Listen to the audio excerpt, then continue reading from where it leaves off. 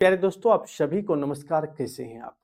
दोस्तों, आज मैं आपको सिखाने वाला हूँ, आप बेस मेथड का यूज करके किसी भी संख्या का वर्ग कैसे निकालेंगे। पिछले क्लास में हमने आपको बताया, आप बेस मेथड का यूज करके दो संख्याओं को कैसे गुना करेंगे। मतलब ऐसी दो संख्याएं जो 100 के मल्टीपल के निकट हो, उन दोनों संख्याओं को किस प्रकार से गुना किया जाता है। आज हमारे क्लास में दो स्टूडेंट जुड़े हुए हैं ऑफलाइन के रूप में। दोनों स्टूडेंट मैथ में एकदम चौपट है। मतलब मैथ में एकदम जीरो बटा सन्नाटा है। ये लोग कुछ भी नहीं आता है। दूसरे विषय में क्या आता है हमको भी पता नहीं है, लेकिन इस विषय में ये लोग जीरो बटा सन्नाटा है। दोनों का परिचय आपसे करा देता हूं। एक का नाम है मनीषा कुमारी, दूसरे का नाम है पूजा कुमारी। तो क्या मनीषा जी, आज आप पढ़ने के लिए तैयार हैं? आज मैं आपको बताऊंगा कि आप किसी भी संख्या का वर्ग कैसे निकालेंगे बेस मेथड से। तो आपको कुछ चीजें याद रखना होगा मनीषा जी। जैसे सबसे पहली बातें, आपको 1 से 25 तक का वर्ग याद रखना होगा। 1 का वर्ग क्या होता है मनीषा जी, आप बताएंगे? 1 का वर्ग 1 होता है। 2 का वर्ग क्या होता है? 2 का वर्ग 4 होता है। 3 का वर्ग 9 होता है। इस प्रकार से आपको पूजा जी याद होगा। 1 से 25 तक का वर्ग याद रखना होगा। 25 का वर्ग क्या होता है? 25 का वर्ग क्या होता है? 625 होता है। आपको याद था मनीषा जी? नहीं याद था। तो आपको 1 से 25 तक का वर्ग याद रखना होगा, तब जाकर आप किसी भी संख्या का वर्ग निकाल पाएंगे बेस मेथड से। यदि आपको याद नहीं है तो आपको याद करना पड़ेगा। इतना काम आपको करना पड़ेगा, तब जाकर आप वर्ग निकाल पाएंगे। अब चलिए सीखते हैं। सबसे पहले दो अंकों वाली संख्याओं का वर्ग निकालना।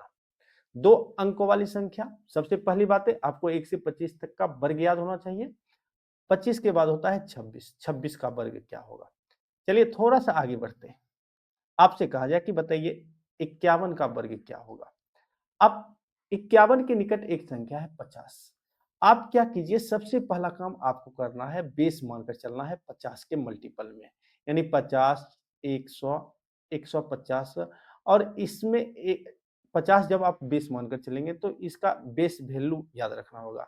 याद रखना काफी आसान है। 50 में 100 से भाग दे दीजिए, बराबर 1/2। यानी जब आप बेस 50 लेंगे तो उसका जो बेस वैल्यू है 1/2 आपको याद रखना है। इसी प्रकार 100 का बेस वैल्यू क्या होगा? तो 100 बटा 100 करेंगे, बराबर 1। इसी प्रकार 150 का बेस वैल्यू क्या होगा? तो 150 बटा 100 बराबर 3/2। ये चीजें आपको ध्यान में रखना है। जैसे आपसे कहता है कि बताइए 51 का वर्ग क्या होगा? तो मनीषा जी आप बताइए 51 50 से कितना अधिक है? 51 50 से 1 अधिक है। तो जितना अधिक है सबसे पहले आप पूजा जी उसका वर्ग करेंगे। 1 का वर्ग कितना होता है? 1 का वर्ग 1 होता है, लेकिन आपको 2 अंकों में लिखना होता है। तो आप 1 के पहले 0 लगाएँगे या 1 के बाद 0 लगाएँगे? ये बताइए तो आप हमें।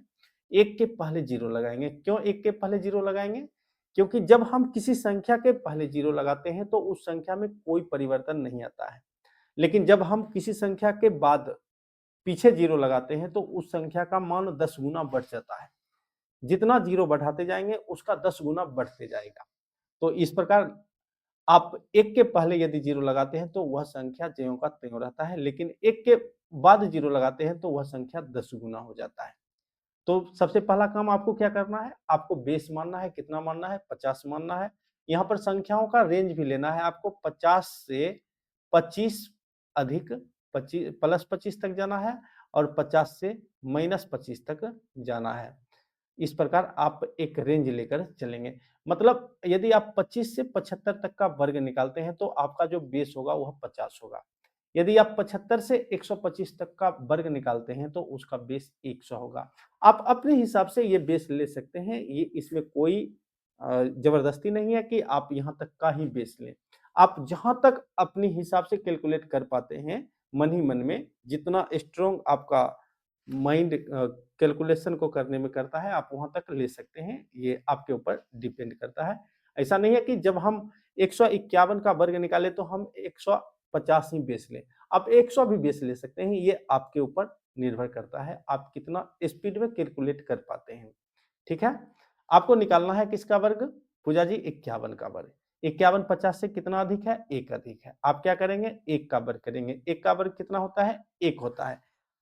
और 1 के पहले आप 0 लगाएंगे। क्यों लगाएंगे 0? क्योंकि आपको यहाँ पर 2 अंकों में लिखना होता है। अब दूसरा काम आपको क्या करना है? 51 में 1 को ऐड करेंगे। कितना हो जाएगा? 52 और इसमें 1/2 से गुना कर देंगे, यानी 2 से आप भाग दे देंगे। तो कितना हो जाएगा? 26 हो जाएगा। 0 1 के पहले आप लिख देंगे 26। इस प्रकार से 26वां 1 51 का वर्ग हो जाएगा।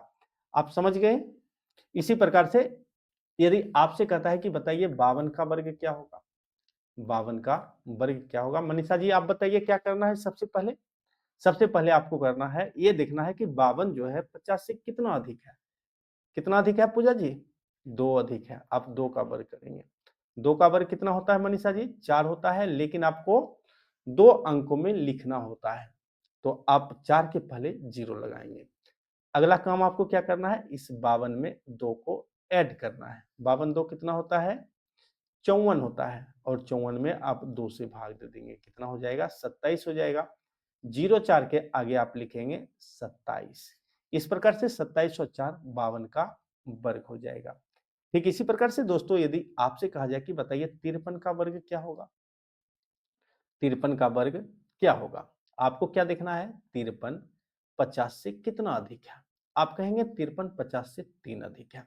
आप 3 का वर्ग करेंगे। 3 का वर्ग मनीषा जी कितना होगा? 3 का वर्ग 9 होगा। कितने अंकों में आपको लिखना है? 3 अंकों में? 2 अंकों में लिखना है। तो 9 के पहले आप 0 लगाएंगे दोस्तों। अगला काम आपको क्या करना है? आप 53 में 3 जोड़ेंगे। कितना हो जाएगा? 56। 56 में 2 से भाग देंगे। कितना हो जाएगा? 28 हो जाएगा। 0 9 के आगे आप लिखेंगे 28। इस प्रकार से 53 का वर्ग 2809 हो जाएगा। ठीक इसी प्रकार से यदि आपसे कहा जाए कि बताइए 57 का वर्ग क्या होगा? 57 का वर्ग क्या होगा? आपको क्या देखना है? 57 50 से कितना अधिक है? आप कहेंगे 57 50 से 7 अधिक है। आप 7 का वर्ग करेंगे। मनीषा जी बताइए 7 का वर्ग क्या होगा? 7 का वर्ग 49 होता है।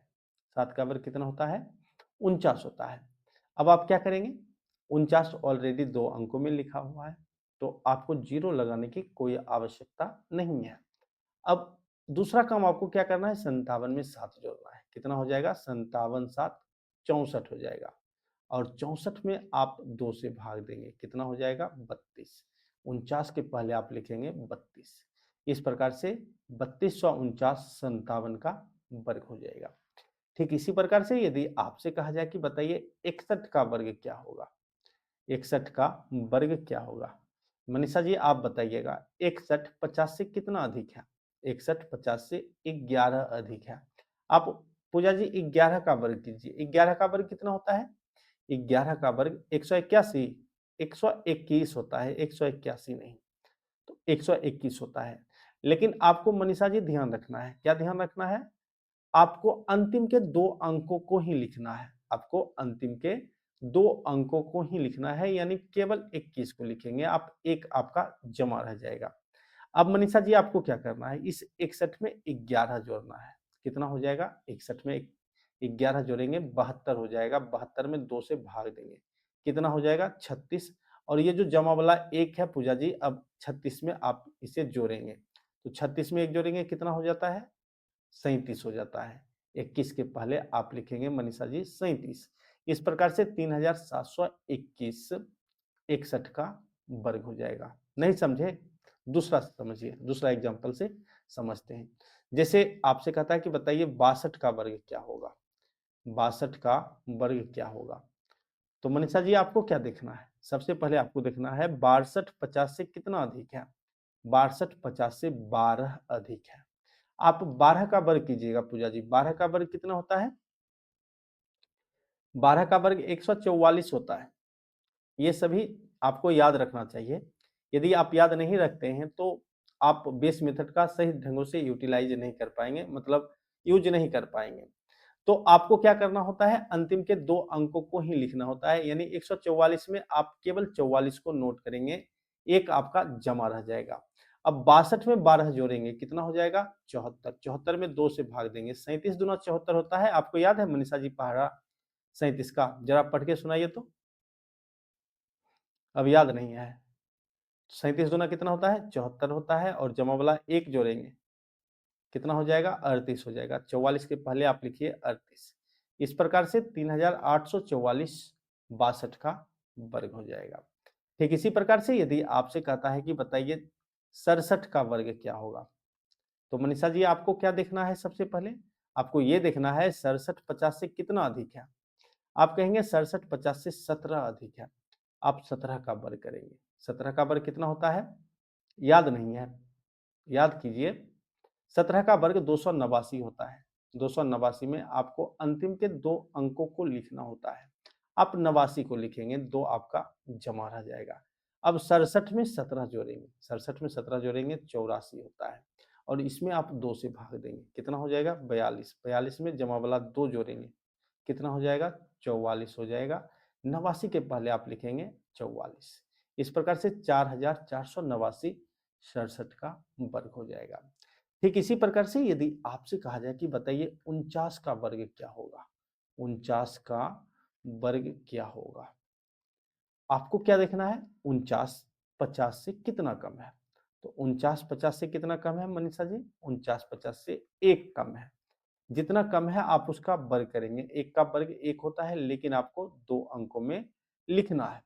अब दूसरा काम आपको क्या करना है? 49 में 1 घटाना है। जब हमारा बेस 50 था और जब आप 50 से बड़ी संख्या ले रहे थे तो आप क्या कर रहे थे? ऐड कर रहे थे, लेकिन आपको यहाँ पर क्या करना है? घटाना है। 49 में 1 घटाएंगे, कितना हो जाएगा? 48। 48 में आप 2 से भाग देंगे, कितना हो जाएगा? 24। 01 के आगे आप लिखेंगे 24। इस प्रकार से 2401 यानी 2401 49 का वर्ग हो जाएगा। ठीक इसी प्रकार यदि आपसे कहा जाए कि बताइए 48 का वर्ग क्या होगा? 48 का वर्ग क्या होगा? मनीषा जी बताइए 48 50 से कितना कम है? 48 50 से 2 कम है। तो आप 2 का वर्ग करेंगे। 2 का वर्ग कितना होता है? 4 होता है, लेकिन आपको 2 अंकों में लिखना होता है। अब 48 में 2 घटाएंगे। 48 में 2 घटाएंगे कितना होगा? 46 और 46 में आपको 2 से भाग देना है, कितना हो जाएगा? 23। 04 के आगे आप लिखेंगे 23। इस प्रकार से 2304 48 का वर्ग हो जाएगा। ठीक इसी प्रकार से यदि आपसे कहा जाए कि बताइए 41 का वर्ग क्या होगा? आप बताइए मनीषा जी 41 50 से कितना कम है? 41 50 से 9 कम है। आप 9 का वर्ग कीजिएगा। 9 का वर्ग कितना होता है पूजा जी?